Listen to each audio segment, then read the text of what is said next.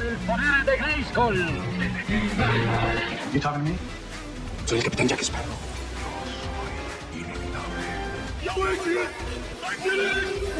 ¡Ah! Here's Johnny. Yo tengo el poder. Yo soy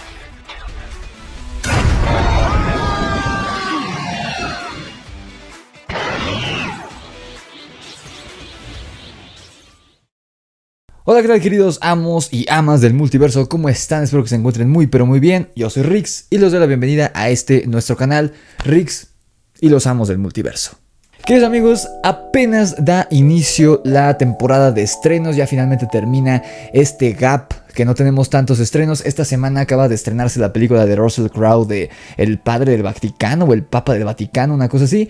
La verdad no la fui a ver, me estoy guardando, me estoy reservando para ir a ver la que inaugura esta temporada de estrenos, Mario Bros, que todos están esperando, pero yo estoy grabando esto el lunes 3 de abril. Se estrena dentro de 2 días todavía esta película, así que tendremos que esperar un poco para que hable de ella. Pero sobre todo mayo y junio va a ser una temporada donde casi cada semana vamos a estar hablando de películas, series y estrenos de la cultura pop que van a estar saliendo. De hecho, ya salió el nuevo tráiler de Secret Invasion de Disney Plus. Pinta bien, pero ya hablaremos de eso en otra ocasión. Y por lo mismo de que no hubo estrenos fuertes ni en Netflix, ni en Prime, ni en HBO Max, ni en el cine, vamos a hablar de un clásico, porque nadie le gana a un clásico. La semana pasada revisamos una película, una joyita un tanto infravalorada y olvidada de Disney, que fue Bolt, un perro fuera de serie, y hoy nos vamos a ir completamente del lado contrario. Hoy nos vamos a ir no por una joya olvidada, al contrario, vamos a hablar de una joya que todos recordamos y que aunque Disney no le apostaba mucho, terminó siendo uno de los clásicos, por definición, de La Compañía del Ratón. Y estoy hablando, como ven en la miniatura y en el título del video, de la que probablemente es mi película favorita de Disney y de todos los tiempos, El Rey León. Y sí, vamos a estar analizándola como obra cinematográfica, como obra de animación, porque fue no de las primeras, pero es justo lo que platicábamos la semana pasada, de las eras Disney. Bolt pertenece a la nueva era de Disney y al ser de las primeras, pues no tuvo como que mucho éxito, perteneció a estas películas que fue como un periodo de adaptación en la que el público pues no les gustó tanto esta amalgama entre Disney y Pixar con la animación 3D que venían utilizando, que era nueva en ese momento, pero que ahorita ya estamos más que acostumbrados a que Disney haga películas en animación 3D, muy similares a lo que hace con Pixar.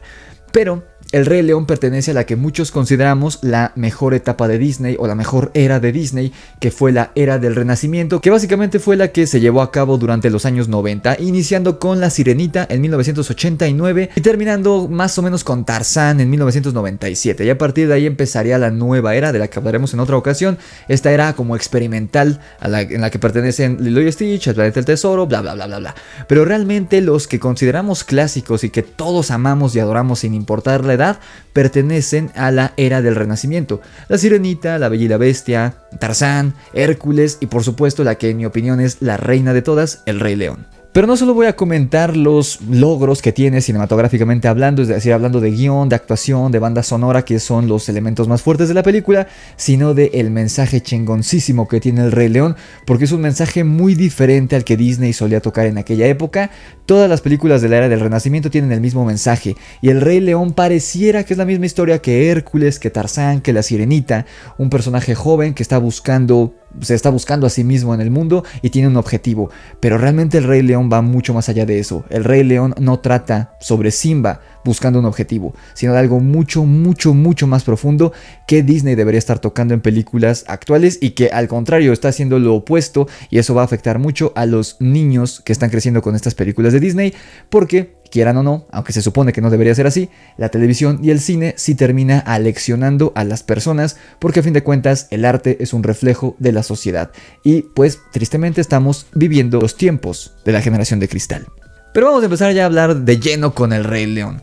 El Rey León, estrenada en 1994, está basada, aunque Disney siempre lo ha negado, está basada, pero yo más bien utilizaría la palabra plagiada, en el manga de Osamu Tezuka. Osamu Tezuka, este mangaka que seguramente conocerán la mayoría por ser el creador de Astro Boy, esta pues manga japonés que en su momento también tuvo un anime en los años 80 y de hecho tuvo una película en animación 3D que salió hace no tanto tiempo y que de hecho fue un éxito. Es una película muy buena por lo que me han dicho, es del mismo estudio y de los mismos creadores que hicieron la película de las Tortugas Ninja del 2007, si no me equivoco, la CGI. Estos son los mismos que hicieron la película de Astro Boy. Pero vaya, a lo que nos refiere hoy no son las Tortugas Ninja ni Astro Boy, me ganó un poco mi fanatismo por las tortugas, sino de Osamu Tezuka. Osamu Tezuka, este señor, uno de los muchos mangas que escribió, que posteriormente se adaptaría para hacer un anime, es decir, una serie animada, fue la serie de Kimba, el León Blanco. Que de hecho, curiosamente, Kimba, el León Blanco fue el primer anime que se hizo a color en la historia de Japón. Y es que a pesar de que Disney en su momento lo negó y hasta la fecha lo sigue negando, los parecidos tanto entre el aspecto de Simba y de Kimba y los paralelismos que hay entre las dos historias son demasiados para que sean simple coincidencia. Sí ha habido muchos casos en los que se acusa falsamente o injustamente de plagiar. Por ejemplo, recordarán esta polémica que hubo cuando se estrenó La forma del agua de Guillermo del Toro, en la que un cineasta independiente alemán, si no me equivoco, quiso demandar a Del Toro porque su película se parecía un poco a un cortometraje que él hizo, pero ahí sí no tenía mucho sentido porque este cortometraje era reciente y La forma del agua llevaba como 5 o 6 años en producción, o sea, no había manera que lo copiara. En fin, o sea, hay cosas que sí pueden ser coincidencias, porque de hecho la historia de La forma del agua y la del cortometraje de este chico no se parecían en nada, aunque sus personajes, las criaturas anfibios sí se parecían. Pero acusar a Del Toro de plagiar este cortometraje sería tan absurdo y tan estúpido como acusarlo de plagiar La criatura de la Laguna Negra, porque aunque pareciera que son similares físicamente las criaturas, las historias no tienen nada que ver absolutamente. Tristemente, en el caso de Simba, del Rey León, y Kimba, el León Blanco, eran demasiados los paralelismos como para ser coincidencias. Y no era solo una inspiración, porque tú te puedes inspirar en algo para hacer tu propia obra. George R.R. Martin, autor de Juego de Tronos, o bueno, de los libros de la canción de Hielo y Fuego, ha dicho en muchas entrevistas que él se inspiró en El Señor de los Anillos para escribir su saga de libros, pero una vez que lees ambas obras, tanto la de Tolkien como la de Martin, ves que sí hay similitudes, ocurren en mundos ficticios, mundos de fantasía, medievales, pero son completamente diferentes uno del otro. Pero aquí con Kimba, el León Blanco y el Rey León, no es una inspiración, más bien sí parece un plagio, aunque Disney siempre lo negó. Porque de hecho, si ustedes ven documentales y ven entrevistas viejas en las que entrevistan a la gente, a los animadores y la gente que trabajó en esta película, llegan a decir que nadie en el equipo de producción conocía este anime de Kimba, el León Blanco, lo cual es muy poco probable porque es un anime que tuvo alcance en todo el mundo. Si aquí en México lo conocían, en Estados Unidos más. Y además, con el hecho de que era el primer anime a color, seguramente tuvo mucho alcance en todo el mundo. Y la gente que trabajó en El Rey León tenían la edad como para haber sido niños cuando se estrenó este anime de Kimba, el León Blanco, en los años 80. Así que era muy tonto de su parte decir que absolutamente nadie, entre las cientos de personas que trabajaron en El Rey León, no conocían el anime. Eran patadas de ahogado, porque de hecho incluso en uno de los documentales que salió creo que para el Blu-ray hace unos cuantos años de aniversario del Rey León, se ve uno de los bocetos en los que originalmente Simba iba a ser de color blanco, igual que Kimba.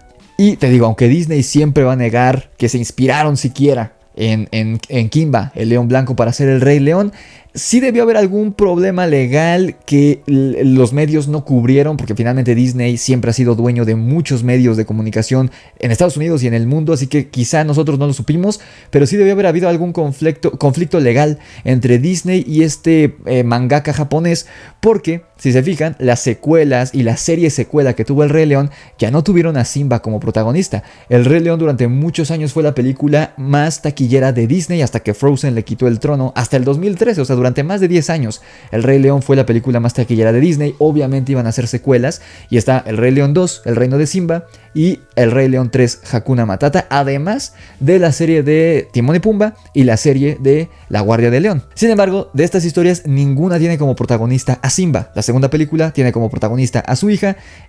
Hakuna Matata es una precuela realmente y las series animadas no tienen nada que ver con Simba. Así que sí debió haber algún problema legal que Disney prefirió zafarse por ahí y no volver a tocar al personaje de Simba como protagonista. Pero al carajo con la controversia. Puede ser que sí, que Disney, al ser el monstruo que es, se aprovechó de un mangaka de un estudio japonés que pues no era ningún pequeño para haber producido a Astro Boy. Pues no era como que se enfrentó David contra Goliat, pero vaya, no era competencia para Disney. Así que sí, puede que se haya aprovechado, puede que se haya robado la historia, porque finalmente la mayoría de películas de Disney están basadas en cuentos clásicos que son de dominio público. El Planeta del Tesoro está basado en la Isla del Tesoro. Hércules está basado en una leyenda griega, en un mito griego. Tarzán es una historia de dominio público y un personaje de dominio público, al igual que Frozen, que es un cuento clásico, La Sirenita, bla bla bla bla bla. Entonces tal vez sí, se vieron tentados y dijeron, bueno, no tenemos una historia que podamos inspirarnos, bueno, vamos a robarnos un poco la historia de este anime y nadie se va a dar cuenta. Pero, oh sorpresa, sí se dieron cuenta. Pero al carajo con la controversia, porque El Rey León es una joya, y yo que he llegado a ver capítulos, por chismoso, por morboso, llegué a ver capítulos en mi infancia de Kimba, el León Blanco en YouTube para ver si realmente había parecidos. Sí hay algunos paralelismos, pero la de Kimba, el León Blanco es una historia sumamente aburrida y El Rey León se la lleva de calle. ¿Es una copia? Sí, pero es una copia que es 10 millones de veces mejor que la original. Porque además Disney también tomó la historia clásica, libre de derechos de autor, de Hamlet, de William Shakespeare, lo mezcló con Kimba el León Blanco y se produjo esta joya inigualable que es una obra maestra que trascenderá a las barreras del tiempo por toda la eternidad. Así que empecemos analizando primero a nuestro protagonista y el que es uno de mis personajes favoritos de Disney, que es Simba. Simba me encanta porque te digo que si bien pareciera que es el estereotipo de los personajes protagonistas de Disney de esa época, como Hércules y Tarzán, podemos comparar a esos tres personajes que pareciera que son muy similares: Hércules, Tarzán y Simba. Personajes que son de la realeza de una u otra forma, que no encajan, pero no encajan porque son superiores al resto, a todos los que los rodean, porque Hércules no encaja con los humanos porque es un semidios, o de hecho es un dios. Tarzán no encaja con los simios porque es un humano. Simba no encaja con los demás porque es el rey. Parecía ser que todos los personajes son underdogs, están alienados de cierta forma por la sociedad, por su entorno, pero no porque son inferiores, sino porque son superiores y por eso no encajan. Pero no son iguales, porque Hércules y Tarzán, si bien sí tienen caminos y lecciones que aprender a lo largo de la película, Simba es un personaje bastante imperfecto, a diferencia de Hércules y Tarzán. Incluso es parte de la premisa de Hércules, que Megara le dice que no tienes ninguna debilidad, y en verdad Hércules es una buena persona, no es ambicioso, no es codicioso, realmente quiere hacer el bien y ayudar a las personas, al igual que Tarzán. Pero Simba no.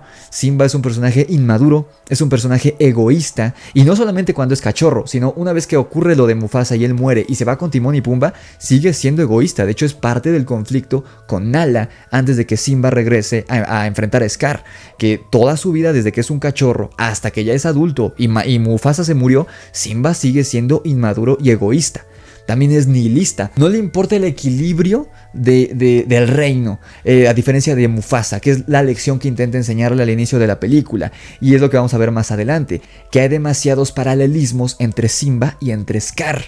Simba a lo largo de la película es más parecido a Scar que a Mufasa, porque tanto Scar como Simba son nihilistas y les interesan sus propios intereses y sus propios fines, no los del reino, a diferencia de Mufasa. Eso es muy interesante, que nuestro protagonista, nuestro héroe, es sumamente parecido al villano.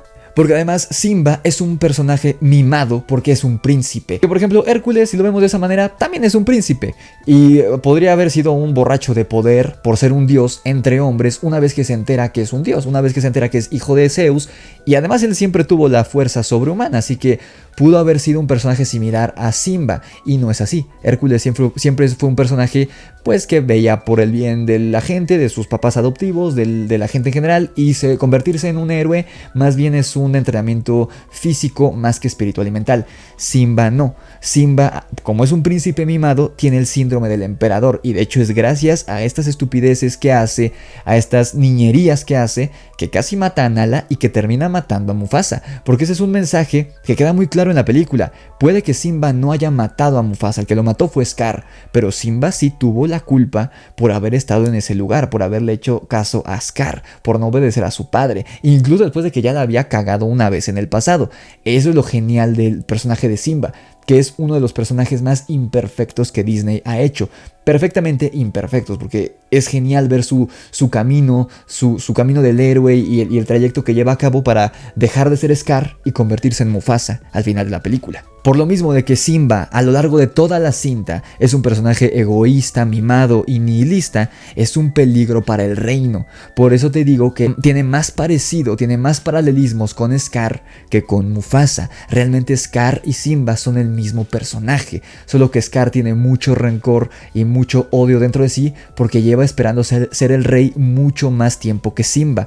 Pero estoy casi seguro que si Mufasa no hubiera muerto y Simba se hubiera convertido en rey con el pasar de los años tras el fallecimiento de Mufasa, con el ciclo de la vida, Simba hubiera sido un rey muy patético, como diría Zazu. Hubiera sido un rey más parecido a Scar, porque él quiere ser el rey para lucirse, para hacer lo que él quiera, y lo dice en la canción. Quiere ser el rey para que nadie le diga qué hacer, que es lo que termina siendo Scar cuando se convierte en rey.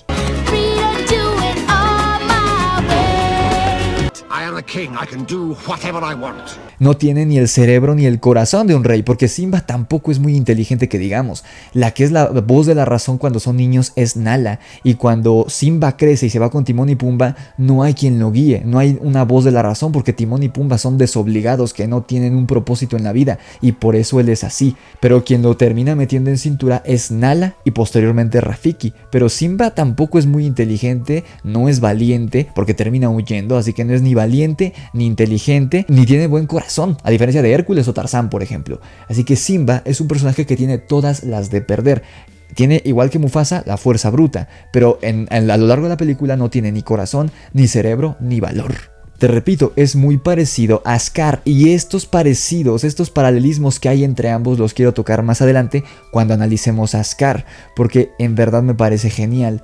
Porque casi siempre en las películas de Disney tenemos villanos muy unidimensionales que son completamente opuestos a nuestros protagonistas, ¿no? Clayton con Tarzán, Hades con Hércules. Siempre es muy claro ver, en la mayoría de las películas, con la excepción del Planeta del Tesoro, siempre es muy claro saber quién es el antagonista, quién es el malo, quién es el villano.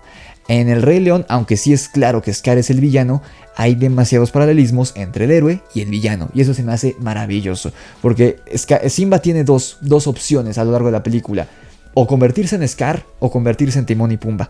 Esos son los extremos que él toma, y el camino que debe encontrar hacia el final de la película es encontrar un balance entre esos dos, ser más parecido a Mufasa y no ser ni Scar ni Timón y Pumba, y eso se me hace maravilloso. Y les dije que íbamos a ver esos paralelismos entre sobrino y tío cuando analizáramos a Scar, pero vamos a verlos de una vez. Al principio de la película solo hay un personaje que es digno y que es capaz de ser rey, que es Mufasa, pero cuando se muere, pues toda la sabana se queda sin rey y queda a la deriva, en la anarquía, porque hubiera sido Simba o hubiera sido Scar el rey, el final hubiera sido el mismo, se hubiera ido todo al carajo, porque los dos eran personajes egoístas que no tenían ni idea de lo que significaba ser rey, porque los dos anhelan ser reyes, pero ninguno de los dos comprende el significado de liderar y no comprenden el significado del ciclo de la vida, que es lo que Mufasa comprende mejor que nadie y lo que Simba termina aprendiendo hasta el final. Pero todavía cuando está con Timón y Pumba, él sigue siendo el mismo mimado y egoísta que se fue cuando era niño. Sigue siendo el mismo personaje que Scar, solo sin la maldad, porque hasta eso sí, Simba no es un personaje malvado. Los defectos que tiene los tiene de manera inconsciente y por la educación que recibió, por ser un niño mimado, un príncipe. Al igual que Scar, Scar también sigue siendo un príncipe mimado, porque él fue el eterno príncipe, porque el que adquirió el poder fue Mufasa. Pero los dos, tanto Simba como Scar, son el príncipe mimado que quieren hacer su santa voluntad, y nos lo dejan claro con sus canciones. Simba en la canción de Quiero ser el rey dice: quiero ser el rey para que nadie me diga qué hacer. Y es lo mismo que Scar dice una vez que ya es el rey. Además de que, si lo analizan, la canción de Simba, la que tiene para él solo, la canción de Quiero ser el rey, o la de Scar, la de Be Prepared o Prepárense, o Estén listos, algo así se llama en español, las dos dicen lo mismo, que quieren ser el rey para estar para ser el foco de atención, para que todos los vean y para hacer lo que quieran. Las dos canciones dicen lo mismo, solo que vistas desde la perspectiva de cada uno. El de Simba está visto desde una perspectiva pues de niño inocente, de niño ingenuo, pero que sí tiene esos deseos, esa ambición y esa codicia, y Scar tiene los mismos sentimientos de ambición y de codicia, más el sentimiento de rencor.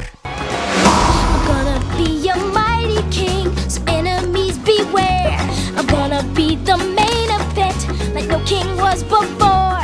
Everywhere you look, I'm undisputed, respected, saluted, and seen for the wonder I am. Yes, our teeth and ambitions are bared. Be prepared. Y es que de hecho no solo las letras de las canciones de Simba y Scar, que de hecho están pegaditas, primero es Quiero ser el rey y luego Be Prepared, no solo las letras te dicen lo similares que son los personajes y que tienen básicamente el mismo objetivo, solo que Simba pues no quiere matar a su papá, pero también quiere ser el rey. O sea, el hecho de que Simba quiera ser rey casi está deseando la muerte de Mufasa, aunque no a un corto plazo, pero Simba desea realmente ser el rey y Scar también, solo que Scar sí está dispuesto a matar a su hermano, porque lleva mucho más tiempo que Simba esperando. Pero no solo la letra te lo dice, la letra de las dos canciones, también la escena, el montaje de estos números musicales. Si ustedes se fijan, todas las canciones que aparecen en El Rey León, Hakuna Matata, puedes sentir Can You Feel the Love Tonight, o no recuerdo cómo se llama, Esta noche es para amar en español, con la que abrimos la del Ciclo sin fin. Todas las canciones del Rey León, los montajes musicales tienen secuencias bastante realistas. No vemos nada que rompe con las reglas de la realidad o con las reglas de la física dentro de esta caricatura, dentro de esta animación. Todo es muy apegado a la realidad, sobre todo la primera secuencia. Incluso Hakuna Matata, que es una canción pues de relajo y es el fun and games, lo que les mencionaba en el video anterior, no rompe como con las reglas de lógica interna de El Rey León. Es dos animalitos cantando, pero vaya, no rompe las reglas físicas. No vemos nada estrafalario ni números muy psicodélicos como en otras películas de Disney. Sin embargo, hay dos números musicales en El Rey León que sí se vuelven estrafalarios, psicodélicos y que son básicamente imaginaciones de los que los cantan, Simba y Scar, y son Quiero ser el rey y Be Prepared. En ambos vemos cosas que no ocurrían en la vida real, como cuando Simba empieza a escalar en los cuellos de las jirafas y en los elefantes, llevándose literalmente, creando una montaña de animales, algo que es físicamente imposible, que es algo que no vemos en ninguna otra escena de la película. El Rey León, al igual que Bolt, te deja entender que ocurre en un mundo con reglas realistas, porque el hecho de que sea animación no quiere decir que va a ser una caricatura, y eso lo veremos en otra ocasión, pero tan realista es el Rey León que Mufasa muere en una estampida. No es como que muera en un volcán o algo que es más improbable que ocurra. Muere en una estampida y vemos el cuerpo. O sea, el Rey León sí tiene reglas realistas dentro de la historia, dentro de la trama, de la premisa de la película. Así que el hecho de que se rompan estas reglas y vemos estas escenas surrealistas en el número musical de Simba nos habla de lo distorsionada que tiene la realidad Simba. Y con Scar pasa lo mismo. Al final del número musical vemos cómo Scar empieza a ascender en estas piedras junto con las hienas, algo que no pasaría en la vida real, y tanto él como Simba terminan en lo alto porque están distorsionados. Su ego está tan inflado que les distorsiona la realidad y ambos están dispuestos a lo que sea con tal de llegar a ese punto elevado. Y de hecho los dos terminan de manera bastante alegre sus números musicales. Los dos están dispuestos a ser el rey. Y bueno, eso es hablando del protagonista de Simba. Ahora analicemos a su contraparte, el antagonista, Scar, que en mi opinión es el mejor villano en toda la historia de Disney. Punto. No hay ningún otro que lo supere. Hades es muy bueno. John Silver, del Planeta del Tesoro, también es muy bueno porque empieza siendo el villano y se convierte en el mentor, lo cual se me hace genial. Hay muchos villanos muy chingones en Disney, pero el mejor para mí siempre va a ser Scar. Y ahorita les voy a decir por qué. Para empezar, tiene como esta doble personalidad que sí es muy malvado, muy macabro, pero cuando finge ser bueno es algo afeminado y bastante refinado, que lo contrasta de Mufasa. Mufasa es la imagen de la fortaleza, de la masculinidad, de la virilidad, y Scar le pudieron haber dado una personalidad simplemente suave en esta faceta oculta, esta máscara que quiere ponerse, pero le dan una imagen como algo afeminado. Tanto en inglés como en español habla de manera afeminada. El diseño que tiene muy delgado, la manera en que camina es algo afeminado, y nadie se quejó de eso en el momento. Must have slipped my mind. Oh, I shall practice my curtsy. En el diseño del personaje de Scar se nota no solo el parecido que tiene con Jeremy Irons, que es el personaje que lo interpreta, sino también vemos visualmente el contraste que tiene con Mufasa y entendemos por qué no se le pone al tú por tú. Lo dicen textualmente en la película en un momento. Le dice que él no tiene fuerza bruta y por eso jamás retaría a Mufasa. Y sí, o sea, si Simba lo hizo mierda y Simba era más joven que él, imaginen Mufasa que era una bestia. Obviamente despedazaría a Scar, pero sin que Scar lo hubiera dicho textualmente en la película, tú lo ves físicamente. Scar es un león sumamente delgado y que se ve físicamente débil. En cambio Mufasa es un verdadero toro, es incluso más corpulento que Simba. La cicatriz en su ojo y el hecho de que se llame Scar nos deja entrever que es un personaje herido y que está dañado, y que no siempre fue un monstruo, sino que fue convertido en eso, al igual que pudo haber ocurrido con Simba. Aunque no se nos cuenta la historia de trasfondo de Scar en la película del Rey León en la original, pues puede ser muy probable que la historia que él vivió fue como la de Simba, que Scar fue el príncipe que toda su vida soñó con ser rey, pero que nunca pudo lograrlo. Y Simba pudo haber pasado por eso. Simba pudo haber crecido para convertirse en Scar, y eso es lo peligroso. Me encanta ese detalle de la cicatriz y el hecho de que se llame Scar, porque aparte te deja en claro que es un personaje que está herido, pero que siempre se las arregla para sobrevivir. Porque de hecho sí hay una historia de trasfondo de Scar que se contó en unos libros que salieron entre el estreno de la primera y la segunda película, que ya no son canon, es decir, desde que salió la segunda película, digamos que es como un what if.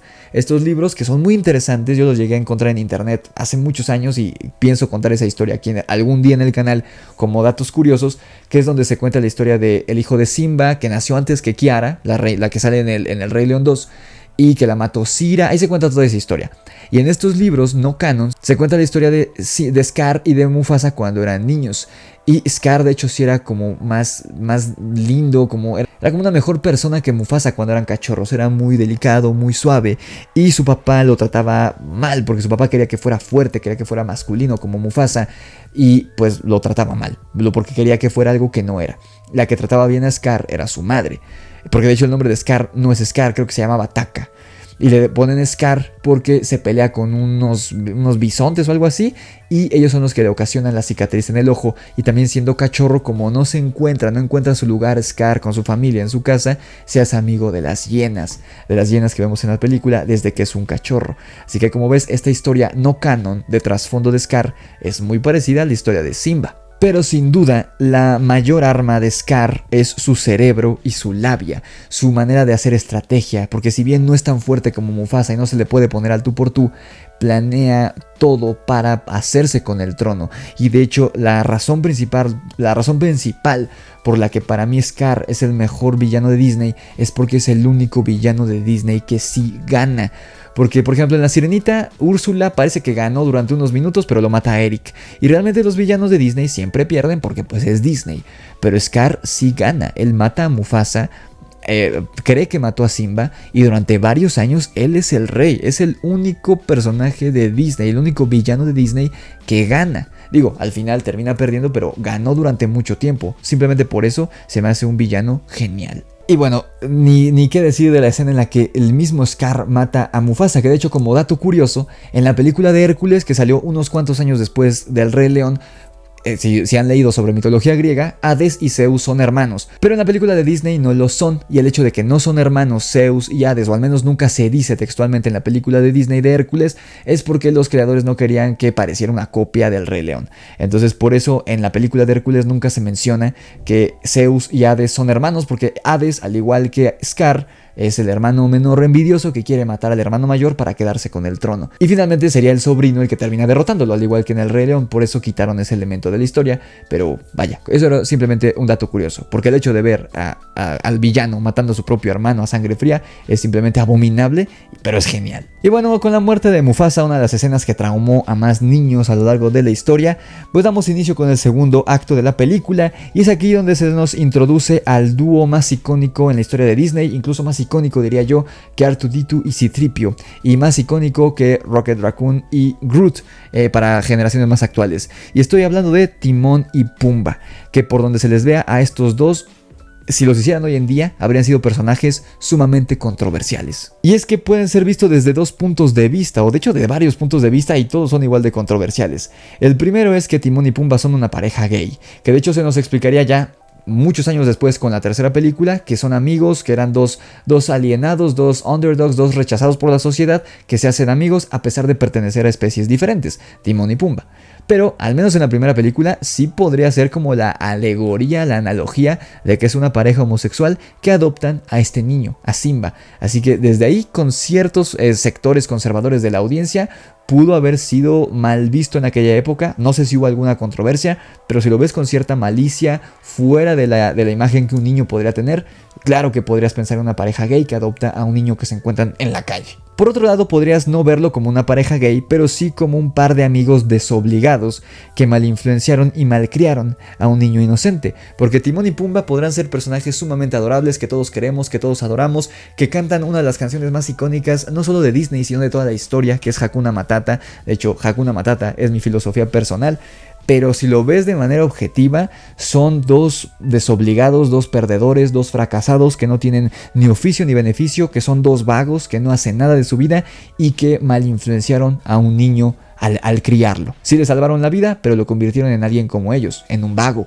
Sin embargo, Timón y Pumba son más que necesarios en el guión del Rey León, no solo porque ellos son quienes salvan y crían a Simba, porque Simba se queda huérfano siendo un cachorro, no solo por eso, sino porque son el poli de Simba, el poli hablando de Rocky. La razón de Poli en las películas de Rocky está ahí, a pesar de que es un personaje despreciable. Por lo menos en las 3 primeras películas, Poli es un personaje despreciable que nadie quiere más que Rocky, y te preguntas por qué está ahí si solo está para tratar mal a su hermana, a Adrian, y hacer algunos chistes racistas u homofóbicos o sexistas. Y la razón de por qué Poli aparece en las películas de Rocky es para enseñarnos como audiencia cómo podría estar Rocky, qué sería lo peor que podría pasarle a Rocky en el caso de las películas de Rocky. Nos muestra la fortaleza de voluntad que tiene Rocky, porque él podría ser perfectamente como Poli. Están en iguales circunstancias, no tienen pareja, no tienen trabajo, son vagos, viven en el mismo vecindario. Rocky podría ser un alcohólico enojado con la vida como Poli, y a pesar de que están en las mismas circunstancias, Rocky es completamente opuesto a Poli. Es la misma razón por la que están aquí Timón y Pumba, para mostrarnos en lo malo que podría pasarle a Simba, en el peor escenario que podría ocurrirle a Simba de no convertirse en Scar. El otro extremo sería no convertirse en alguien extremadamente codicioso como Scar, sino en alguien extremadamente nihilista o valemadrista, como decimos en México, como lo son Timón y Pumba. Por eso les digo que Simba solo tenía 2 opciones: convertirse en un enfermo de poder igual que su tío, o, el otro extremo, convertirse en un vago sin oficio ni beneficio, igual que Timón y Pumba, que fueron quienes lo criaron. Afortunadamente para Timón y Pumba, como son aliados del protagonista y son personajes muy entrañables, aunque no tienen tanta profundidad en la primera película porque los vemos poco tiempo realmente,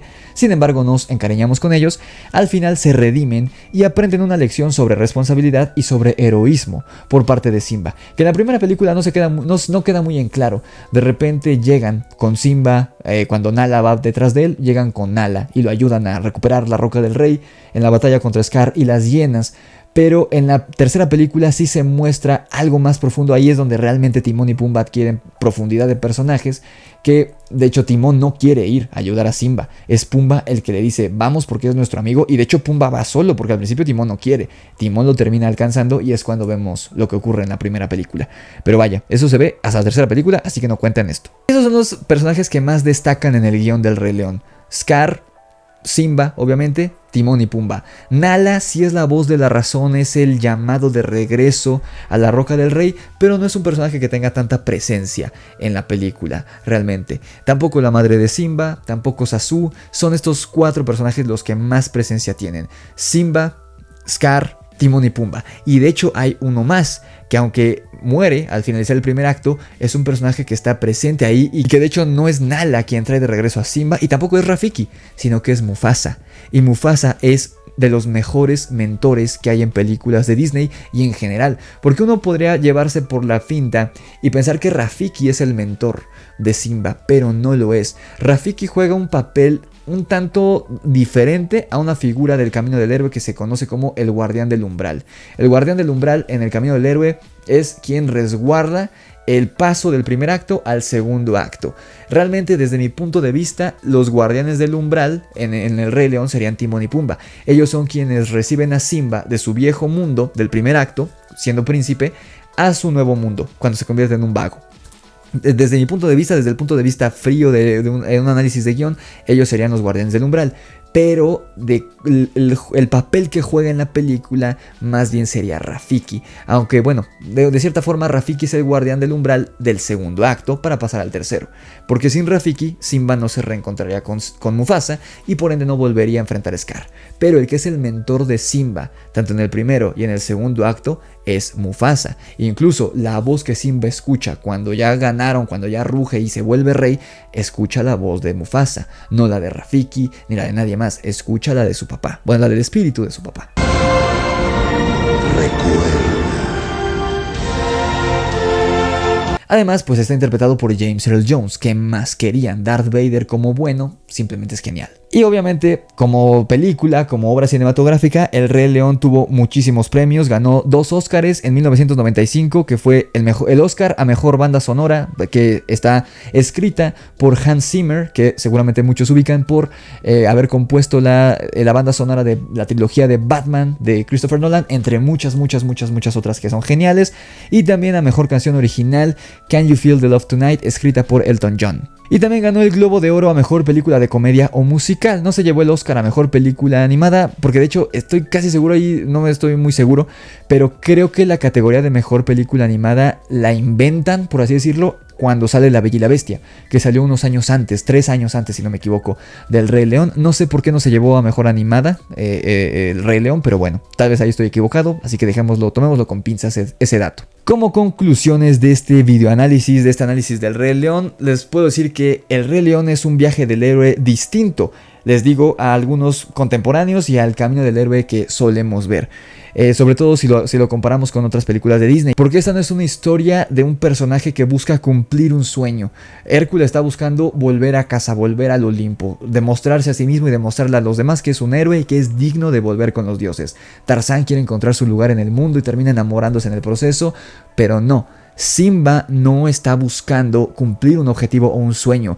Esta película trata sobre corregir los errores, porque les digo, Simba, y lo deja claro la película, Simba sí es culpable en cierta forma de la muerte de su padre. Quizá no lo mató él, pero su desobediencia lo llevó a que muriera. De hecho, también arriesgó la vida de su papá cuando va con las hienas y Mufasa va a salvarlo. Ahí si las cosas hubieran salido mal, Mufasa también pudo haber muerto ahí. Así que realmente El Rey León es una película, es una lección sobre madurar, sobre crecer, sobre aceptar nuestros errores y corregirlos con el pasar del tiempo, ¿no? Que eso significa crecer y madurar, aceptar la responsabilidad. De eso trata El Rey León. El Rey León no trata de cumplir un sueño, sino de aceptar responsabilidades al crecer. Porque si tratara sobre cumplir sueños, Simba se convertiría en un rey como quiere ser cuando es cachorro, un rey nihilista, egoísta, como Scar. Y no se convierte en un rey de un mundo bonito y hermoso y perfecto donde pueda hacer lo que quiera. Se convierte en un rey responsable como lo fue su padre. Look inside yourself, Simba.